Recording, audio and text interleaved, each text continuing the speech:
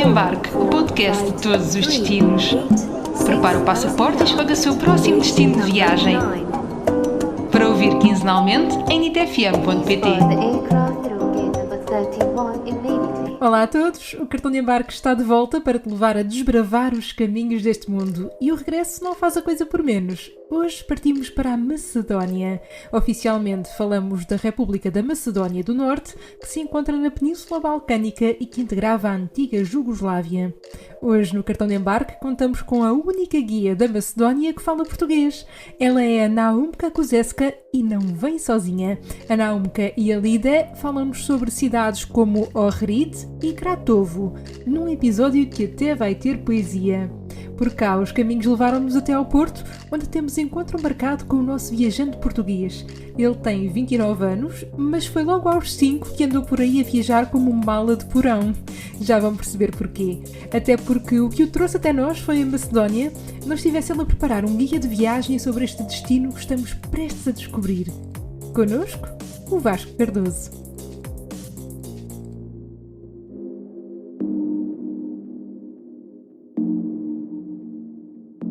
Só pedia livros de viagens aos meus pais desde pequeno. Havia uma coisa muito interessante na escola que, pronto, geografia que nós aprendíamos, e a professora dizia: o Vasco não sabe mais nada além de países. E, na altura tínhamos um teste de países e capitais, eu lembro-me disto. Eu sabia todos de trás para a frente. E ela, é impressionante, olha, o que é que você fez ao seu filho? Que o seu filho não precisa de estudar para isto. E a minha mãe só dizia: olha, ele pediu-me um atlas. E pronto, tinha o meu Atlas e eu via pelo meu Atlas.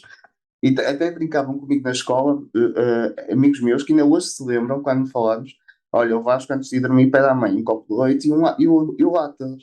Comecei desde cedo a viajar, mas nem sempre foi o meu foco. Ou durante o tempo, mais ou menos da adolescência, o meu foco era estudar, era ter uma carreira bem-sucedida, mas em 2000, principalmente em 2015, mais ou menos, sim, comecei a entender que as coisas não eram só a vida profissional e havia algo que eu tinha deixado para trás, que gostava imenso de fazer, que era as viagens. A partir desse momento comecei a conciliar o meu curso que eu estava a fazer, que é enfermagem, sou enfermeiro no Centro Hospitalar de São João, no Porto, mais concretamente em cuidados paliativos.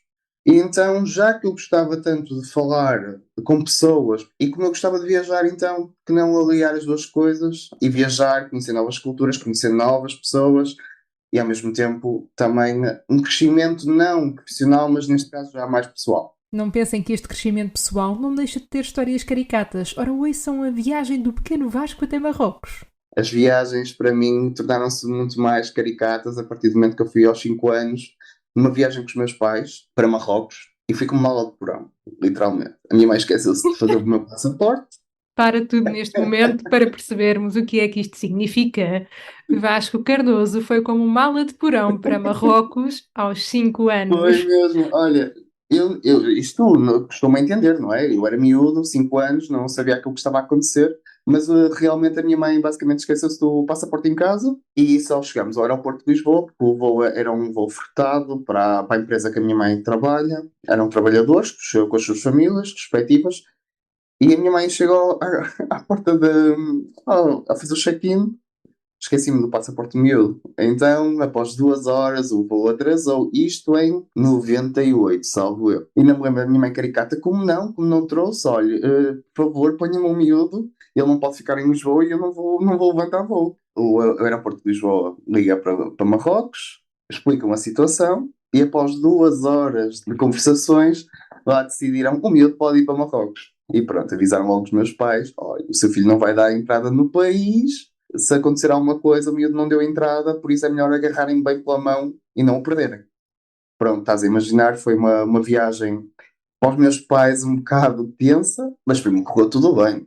De Marrocos, que nem mala de porão, para a Macedónia num autocarro que não deixa de ser nada caricato. Mas porquê a Macedónia? Porquê é que esta viagem aconteceu? A Macedónia está no meio de uma grande viagem para mim, quando tive que decidir se queria ou não fazer Erasmus. Os meus colegas diziam todos: vamos para a Espanha, vamos para a Roménia, que é um sítio que muitos portugueses vão de Erasmus. Só que naquele ano tinha aberto pela primeira vez vagas para estudantes portugueses da minha faculdade, da minha universidade, para ir para a Bulgária. Eu disse, eu gostava muito de ir para aquela zona. Cheguei à Bulgária, tomei a minha maior aventura de sempre. Para mim, eu digo a toda a gente, se quiserem, a Bulgária é muito segura e por isso qualquer pessoa pode visitar a Bulgária. E eu sei que não estamos a falar da Bulgária, mas eu, pessoalmente, eu considero, já te disse, considero a Bulgária para mim uma segunda casa. Conheci muita gente, tive que me desenrascar, acima de tudo, e foi aí que eu tive o primeiro contacto com uma experiência, não de viajante de lazer, mas sim de viajante pelo mundo. Eu estava na Bulgária, cansado de conhecer a Bulgária, e então decidi fazer uma Balkan Trip. Já sabia escrever cirílico, porque eu estava num hospital e eu tinha que escrever tudo à mão, que é o oposto cá em Portugal, nos hospitais. Já fazemos tudo a nível informatizado. Então tinha que escrever tudo à mão, em folhas grandes e em cirílico, não podia escrever em alfabeto latino. Então pronto, decidi fazer uma Balkan Trip. Comecei por ir à Sérvia, cheguei de Belgrado e eu disse, não vai acabar aqui, ainda tenho 2 meses e meio pela frente, eu tenho que conhecer mais países e cidades que eu acho que possam me dizer algo. Eu como gosto de história, lembrei-me, vamos lá procurar sobre a história de Alexandre o Grande e vamos falar aqui com os búlgaros o que é que eles acham. Primeira conclusão, o Vasco pior emenda com o soneto quando vai falar com um búlgaro a perguntar sobre a Macedónia. Disseram-me, a Macedónia é um país fictício, é um país, é formado por búlgaros, que tem uma componente revolucionária que acham que podem ser um país independente. É normal naqueles países. Pensei eu para mim, passaram por uma guerra recentemente, apesar que a Macedónia nunca travou uma guerra de sangue, foi sempre uma guerra pacífica durante a Guerra dos Balcãs e conseguiu a sua independência sem sequer derramar uma gota de sangue. Mas eu disse, não me convenço com vocês, e então decidi ir para a Macedónia. Marquei os autocarros que eu achava que diziam que tinha Wi-Fi, tinha máquina de chocolate, estás a ver? Assim, quando chego lá, é uma carrinha de 1992, mais velha do que eu, ainda me recordo. Os pneus parecia que estavam carecas. Os bilhetes, foi tudo muito à base de língua gestual que eu consegui pedir os bilhetes, não é? No balcão da central de autocarros de Sófia. E cheguei ao autocarro, era um cubículo, literalmente dito. O condutor ia-me bastante acelerado, dizia que tínhamos que cumprir prazos, tínhamos que chegar às 5 da manhã, o autocarro saiu à meia-noite de Sófia. Conclusão, fomos mandados parar pela polícia antes da fronteira com a Macedónia. Ouço de repente a baterem uma coisa pesada na mala de trás, porque o polícia mandou o condutor sair. E quando olho para trás, só vejo o polícia a agarrar na cabeça do condutor e a bater contra o autocarro. E eu disse: Pronto, isto está a correr muito bem. Parece tirado de um filme, não é? E quando tudo corre bem, são mesmo estas as memórias que levamos das viagens. E esta tinha como destino Skopje, que estava no centro de um projeto que pretendia tornar a capital numa cidade mais clássica. A Macedónia, eu tinha aquele impacto que seria uma coisa grande, magistral, uma explosão de cultura, de história. Vi uma Macedónia completamente virada do avesso. A Macedónia, nesta altura, o governo que tinha entrado em 2009, 2010, decidiu fazer uma loucura. Não sei se já ouviste falar, que é o Skopje 2014, ou melhor, Skopje 2014 para nós portugueses, que é um projeto de revitalização da Macedónia e da sua cultura e basicamente é um projeto nacionalista e que seria um investimento de 53 milhões e passou para cerca de 600 milhões de investimento em melhoria das infraestruturas da cidade, mas principalmente estátuas, museus. Eu digo, eu cheguei lá e eu, quando olhei para o Museu Arqueológico a primeira vez, eu disse que é isto. Isto parece que eu estou na Grécia. E eu por acaso comentei, quando eu disse isto parece que é parecido com a Grécia. O homem olhou para mim de canto, ele disse: Este rapaz não quer sair daqui vivo, de certeza. Eu acho que é um país que, lá está, estava naquela altura, estava a sofrer bastante, porque eram investimentos em coisas que se calhar não eram mais importantes, mas a qualidade de vida das pessoas é muito importante. By the way, eu estou a fazer um guia de viagem completamente em português sobre a Macedónia. E então, pronto, a população dizia-me muito. Eram muito afáveis, comparada com os búlgaros, eles eram muito simpáticos, muito brincalhões. Eu tive inclusive um senhor que eu disse: Olha, eu gostava de ir a esta montanha, que é o Vodno, como é que eu faço? E o senhor: 5 minutos. Eu espero por ele, o homem sai disparado da minha beira, pega no carro, foi buscar o carro. Eu disse: Onde é que eu vou me meter? E o senhor leva-me lá acima, à montanha, ao teleférico. Pagou-me o teleférico, foi incrível. Conheci, ou seja, a hospitalidade da Macedónia é totalmente oposta da búlgara. Uma visão da vida e da hospitalidade totalmente diferente.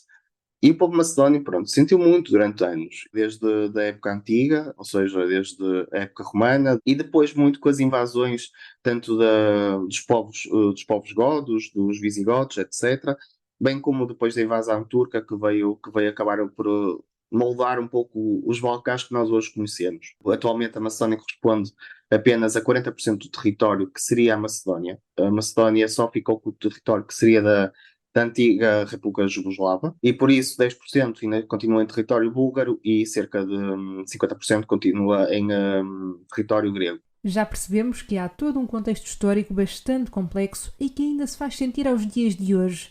Mas no que toca a viajar pelo país, onde é que devemos ir? Eu voltei só desta vez, só fui a Skopje, e é dos sítios que eu digo que acho que as pessoas devem conhecer. Mas também tem cidades muito históricas. Tem Ohrid, é o lago mais antigo da Europa, que é só de cortar a respiração. A paisagem é única. Também estive em Bitola, que é uma cidade muito pequenina, muito, muito gira, e também estive em Kumanovo. Obviamente gostava de conhecer muito mais a Macedónia em profundo. Digo-te que é mesmo, os Balcãs para mim é a minha paixão. Eu já conheço 50% dos Balcãs e digo-te, eu não me canso de voltar. Tanto é que eu voltei. Passado 8 anos, fiz o meu regresso à Macedónia, disse mesmo, eu quero regressar à Macedónia antes de ter 30 anos, e fiquei, mais uma vez, caído com o país, rendido pela sua cultura. A Macedónia, acho que sim. Quem quiser conhecer a Macedónia tem que perder pelo menos uma semana, que não é perder, é ganhar. Só pelo contacto com a população, Macedónia, mesmo conhecer as suas histórias. Eu lembro de estar sentado no Old Bazaar de Skopje e eu tentei provar o café turco lá. Eu não gosto, sou honesto, não consigo gostar. O café para mim é o português e não há mais nenhum. E eu via os senhores a beber o seu café turco ou a beber o seu chazinho e a jogar dominó, e via ali um ambiente muito, como é que te vou dizer? Anos 60, se calhar em Portugal, que era que as pessoas juntavam-se nos cafés a falar, principalmente, e não eram só pessoas antigas a fazer isto, sabes? Eram pessoas mais ou menos da minha faixa etária, com os filhos a brincar na rua com uma bola de futebol e eles isto em plena capital. E é super interessante porque em variedíssimas conversas e até já aqui em vários episódios do Cartão de Embarque, quando falamos nestas viagens a países dos Balcãs, é um traço muito comum, isto que o Vasco agora falava, que parece uma viagem no tempo, que nos remete aos dias de hoje para um imaginário que para muitos de nós está no passado, mas que ainda é uma realidade em vários países europeus. Daqui a pouco o Vasco vai falar-nos mais sobre a Skopje. Para já, a Naumka fala-nos de Ohrid, uma cidade que é Património Mundial da Unesco, juntamente com um lago que é dos mais antigos do mundo. Olá, muito obrigado por me invitar no seu podcast. Eu me chamo Naumka Kuzeska. Antigamente fui uma jogadora de basquete. Agora trabalho no turismo. Sou uma guia turística. Moro em Ohrid, na Macedónia. Falo vários idiomas, mas é um privilégio para mim ser a única guia turística da Macedónia a falar em português. Eu amo muito meu trabalho e fico muito feliz de receber turistas destes países que falam português. Eu moro em Ohrid, é uma cidade mais bonita, um centro turístico na Macedónia, muito famoso, e também temos o lago mais antigo da Europa, é um dos lagos mais antigos e mais profundos do mundo, junto com o lago Titicaca, que fica entre Bolívia e Peru. Depois temos o lago Baikal, que fica na Rússia, e lago Tanganyika, que fica na África. Aqui também temos 365 igrejas, uma por cada dia do ano, e também aqui foi inventado o alfabeto cirílico moderno por São Clemente, o nosso patrão, protetor, salvador da cidade, e tem muitas, muitas coisas para ver. E como se Ohrid só por si não nos deixasse fascinados, perguntei a Naumka qual o sítio de que mais gosta, aquele sítio para onde foge sempre que pode. E ela falou-me sobre o mosteiro bizantino de Naun, que fica nas margens do lago Ohrid e já bem perto da fronteira com a Albânia. Gosto muito da Macedónia, mas mais forte do que eu é sempre o monastério que fica a 30 quilómetros da cidade. Chama-se São Não. É um lugar fantástico. Tem uma natureza muito bonita. Também perto do monastério fica uma aldeia que se chama Ljubanista. Quando se traduz o nome, significa uma aldeia de amor. O lago parece um mar. É bonito, muito bonito. Então, quando eu gosto de fugir, sempre fico desta parte. Isso mesmo, todos sejam bem-vindos na Macedônia. Tem muitas coisas para dizer. Vamos chamar a minha colega também, Lide, que ela vai explicar sobre a sua cidade natal. Hola, Erita. Soy una persona que trabaja como guía y quiere mucho representar las bellezas de Macedonia y también de los Balcanes y especialmente de mi ciudad que es Kratovo. Македонско девойче, типка шарена, Боградина набрана, дарко дарена. A Lida juntou-se a nós. Depois de ter sido professora de inglês, passou a dedicar-se ao turismo e já é guia há 11 anos. Durante este tempo já conheceu muitos turistas e muitos turistas portugueses e brasileiros. Todos eles procuram muito a natureza, a gastronomia, mas também a música, os trajes e outros traços típicos da cultura macedónia. Debo de decir muchas cosas de diferentes partes de, no sé, de la tradición, de la cultura y todo. Ahí siempre trato de cantar por lo menos una canción macedonia y escojo una tradicional que habla de las chicas de Macedonia. Y eso es, como yo digo a los turistas, que no canto tan bien, pero trato de hacerlo porque yo sé que ellos también quieren escuchar cómo suena la música y ellos me dicen que canto bien, espero que canto por lo menos no tan mal. También algunas veces leo poesía, quiero leerles un poquito de esa poema que mencioné de Konstantin Miladinov, porque en ese periodo cuando él vivía fue popular ir a estudiar en Rusia. Entonces allá fue tan frío y él tenía tanta nostalgia para el sur, para el sol que tenemos, que también se encuentra en nuestra bandera. Entonces por eso escribió esa poema tan linda. Les leo un poquito en macedonio. Орелски крилја, как да си митнех, и в наши страни да си прелетнех. На наши места ја да си идам, да видам Охрид, Струга да видам дали сонцето и тамо, мрачно угревјат како и вамо. Sí, eso es una de las más bonitas poemas que tenemos. Estou certa de que muitos de nós se identificam com este amor pelo Sol do Sul. Este sol que tão bem conhecemos também aqui em Portugal. Depois de nos ter brindado com poesia de Miladinov, a Lida ainda nos falou de Kratovo, que fica nas encostas do Monte Osogovo. Kratovo es una ciudad pequeña pero muy bonita. Se encuentra cerca de Skopje, capital de Macedonia, solamente 94 kilómetros. Es una de las ciudades más antiguas de los Balcanes y es conocido como la ciudad de los torres medievales y de los puentes medievales también y de los pasillos o túneles que van bajo tierra. También es conocido como una ciudad museo en aire libre porque en un lugar así pequeño tiene muchísimos monumentos y muchísimas cosas que se pueden ver. Para los torres medievales, en el pasado fueron 13, ahora tiene 6, 3 son restauradas y datan del siglo XIV, la más antigua de 1365.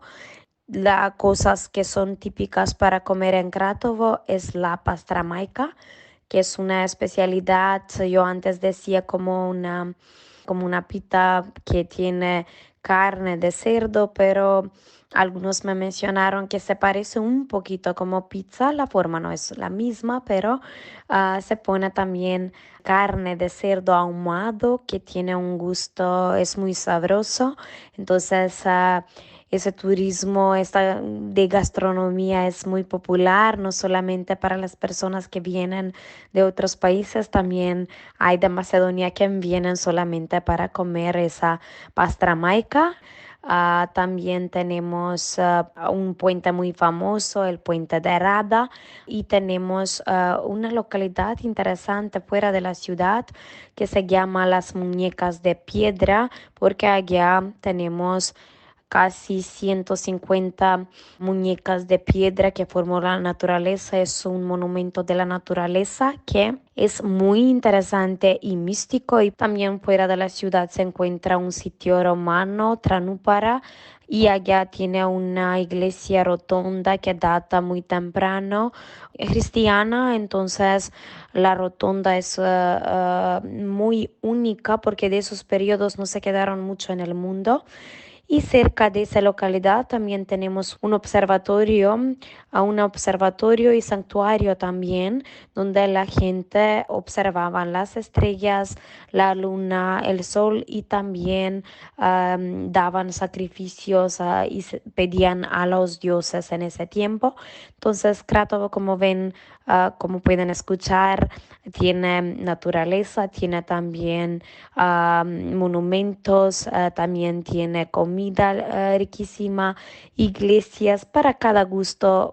Da natureza ao património histórico e cultural, Cratovo encheu as medidas do cartão de embarque.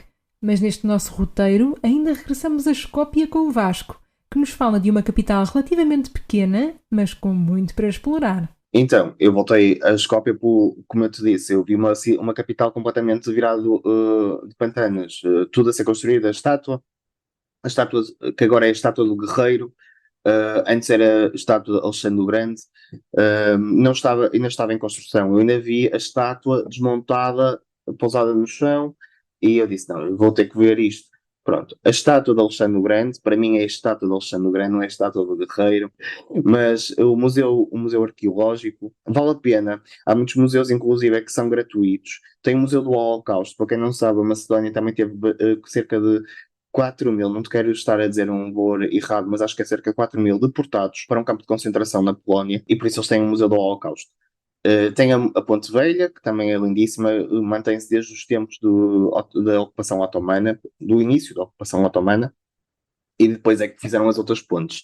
Tem o Monte Vodno, fica a cerca de 10 minutos de carro, e depois tem um teleférico também, por isso é muito simples, é barato, custa cerca de 2 dinars o teleférico, isso traduzido a euros é 1 euro mais ou menos, ou 80 cêntimos. O Matka, sem dúvida, fica a 20 minutos de Skopje. Skopje é uma cidade muito pequena. Eu fui sexta, cheguei lá por volta das 5 da tarde e regressei na segunda. E conheci a capital, tive tempo suficiente para ir ao Matka, ao Canyon, tive tempo para ir ao Vodno, acho que é tempo suficiente. Agora, vão notar que tem um arco de triunfos lindíssimo, e principalmente o Ex Libris de Skopje é o Casa Museu de Madre Teresa Calcutá. Tanto é que se me perguntarmos a muitos de nós, sabes onde é que fica, onde nasceu a Madre Teresa Calcutá? Muita gente não te vai saber responder, ou então vai dizer que é na Albânia. Nós associamos Madre Teresa Calcutá à Albânia porque ela é da etnia albanesa, porque a Macedónia tem muitos albaneses. Na Escópia notas muito a diversidade cultural, porque tens muitos turcos, tens muitos albaneses e tens macedónios. Vais notar que a parte nova da cidade, ou seja, do lado da estátua do guerreiro, é uma população muito macedónia, uma cultura muito balcânica, muito ortodoxa. Passas a ponte do rio Vardar e vais notar completamente, vais ver mesquitas, vais ouvir as orações em plena luz do dia, vais ver cafés turcos, vais ver cafés albaneses e restaurantes, e aí também torna-se importante as pessoas saberem. Antes de irem à Macedónia, quererem conhecer, comerem pratos típicos da Macedónia, tentem pesquisar um pouco sobre isso, porque vão ser muito induzidos a comer pratos típicos da Albânia e pratos típicos da Turquia. Ok, já sabemos que todas estas influências também se cruzam à mesa, mas sendo assim, o que devemos provar? Rolinhos de repolho estufado, chama-se sarma, tavche gravche, eu provei, é assim, quem não gostar de feijão não prove. Isto é só basicamente feijão com molho de guisado que depois vai ao forno. Mas é engraçado, na Macedónia não te cobram um pão. Tu, por exemplo, quando eu comi o tavche gravche, paguei cerca de 2,5€ pelo prato. E oferecem-te pão e oferecem-te especiarias, se quiseres colocar. É muito bom, eu gostei, Depois também há a pasta de pimenta, que também é bastante boa, que é, por exemplo, uma entrada. Depois também tem a torta recheada de filó, que é, isto já é um doce. Muito bom, muito bom, muito bom. Eu comi três no último dia, por isso, para me despedir da Macedónia, comi três. E o Celeste com Meso, que é basicamente um ensopado de porco e com cogumelos. Também gostei, custa ao início a saborear. Estamos a comer uma comida ensopado. E posso dizer, é super barato comer na Macedónia, principalmente na capital. Eu, em média, gastei não mais do que 8, 9 euros. Eu jantei a olhar para a estátua do Guerreiro, do Alexandre o Grande, num restaurante e bar que tinha assim um aspecto já bastante mais à frente, não era tão decadente como temos no Old Bazar. Eu paguei 8 euros e posso dizer que bebi uma caneca de cerveja grande, foi o Celeste com meso, pão e café. Uma coisa interessante, a partir das 22 horas eles não te servem café. Por acaso, houve muitos sítios que não oferecem café. Uma dica super importante para os portugueses que estão a pensar em ir à Macedónia. Mas há pouco o Vasco falou-nos sobre o guia que está a preparar sobre o país e que está quase a sair cá para fora. Eu tinha vontade muito de, quando fui a conhecer o país a primeira vez, e mesmo agora quando regressei, procurar livros, procurar informação, porque às vezes as coisas não estão só no formato digital, muita coisa está escrita em papel e não é transposto para o digital. Olha, eu sou honesto, eu tive que traduzir inclusive excertos de livros na altura para perceber a história do país um pouco, porque eu gosto de conhecer a história. Quando conheço um país, eu tenho que saber o que é que eu estou a viver e o que é que aquelas pessoas, como é que foi o seu passado e como é que elas estão. Então, perdi-me bastante tempo e eu acho que é isso que faz falta em Portugal, não termos tantos guias de viagem ou então não temos tanta informação sobre estes países. Ou se temos é muito rudimentar. Eu disse para mim mesmo, não, eu vou ter que criar aqui alguma coisa, não só para mim, mas também para ajudar as outras pessoas. Nunca pensei no sentido monetário, ou seja, reverter alguma coisa a meu favor, não. E por isso, pronto, foi um dos motivos pelo qual eu quis iniciar este projeto, de criar este guia de viagem sobre a Macedónia, principalmente sobre a Macedónia e sobre a capital. Ou seja, eu fui à Macedónia 2 vezes, à capital fui 2 vezes e tive dois contrastes diferentes. Numa cidade que estava completamente em obras, uma cidade que estava a revitalizar-se e a demonstrar o seu nacionalismo. Para quem não sabe, a Macedónia, já agora, mais uma curiosidade, a Macedónia é uma zona de muita atividade sísmica e em 1963, salvo eu, sofreu um grande terremoto e destruiu praticamente a cidade toda. 60% da capital foi toda destruída. Ou seja, daí também para nós percebermos que é uma cidade que cresceu, era capital na altura de região, mas que edificou-se do zero. Ou seja, estas coisas todas estão a aparecer, também temos que perceber que tudo que havia para trás desapareceu. E por isso eu quero dar a conhecer esses dois lados. Acho que, principalmente, uma pessoa quando vai conhecer um país tem que saber a história. E é isso que eu quero retratar no guia.